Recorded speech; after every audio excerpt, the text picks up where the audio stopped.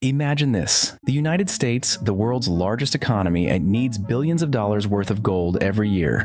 But here's the twist. It doesn't get most of that gold from Africa, or from South America, or from its own reserves.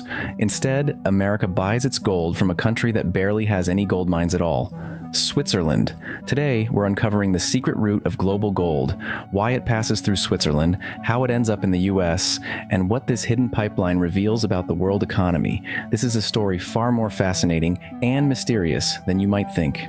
Let's start with a strange fact. Switzerland, a small mountain nation in Europe, produces almost no gold of its own, and yet it processes a massive portion of the entire world's gold supply. According to global trade data, Switzerland is home to some of the most powerful gold refineries on the planet. These facilities, located in places like Ticino, refine over half of the world's mined gold each year. That means raw, unrefined gold from all around the world travels first to Switzerland before it goes anywhere else. Why? Because Swiss refineries are known for producing some of the purest, most trusted, highest standard gold bars in the world. Investment banks, governments, and major corporations prefer Swiss refined gold as the global standard. This makes Switzerland the beating heart of the world's gold processing industry, even though it has almost no natural gold deposits. Now let's connect the dots. If Switzerland refines the gold, where does it go next? For the United States, the answer is clear. Switzerland is one of the top suppliers of gold to the US market.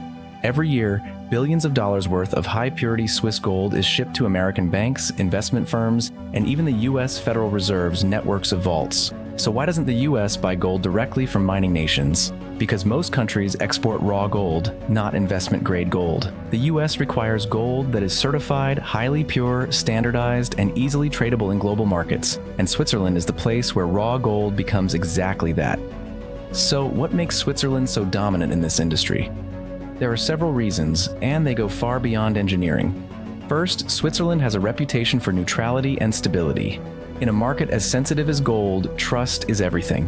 Second, Swiss refineries use extremely advanced technology to achieve purity levels that many countries simply cannot match. Third, Switzerland has a long history of banking secrecy and financial discretion. For decades, gold dealers preferred doing business there because transactions were secure, private, and reliable.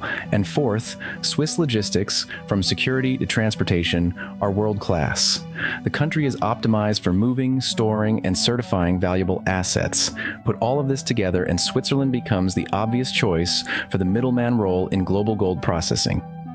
But the story isn't all clean and polished. Gold has one of the most complex supply chains in the world, and not all of it is transparent. A piece of gold mined in the Congo or Peru might pass through several traders, carriers, and intermediaries before it finally arrives at a Swiss refinery. Once refined, it becomes nearly impossible to trace back to its exact origin.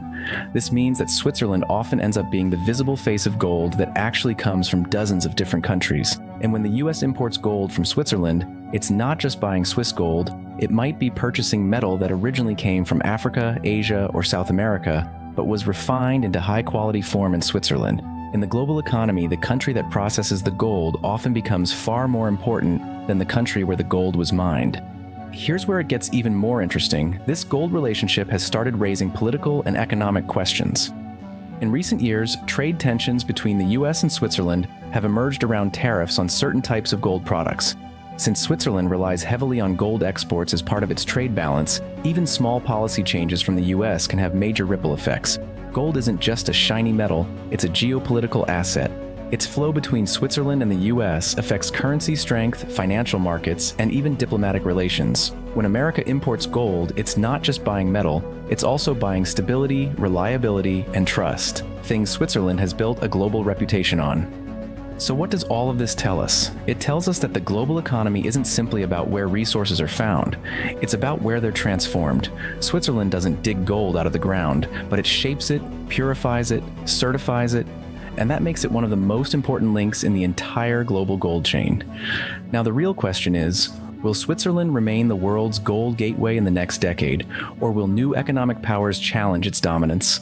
Let me know what you think in the comments, and if you want more deep dives like this into the invisible networks that run our world, make sure to subscribe. Thanks for watching, and see you in the next one. Thanks for watching. If you enjoyed this video and want to see more deep dives like this, make sure to hit the like button, leave a comment, and subscribe to the channel.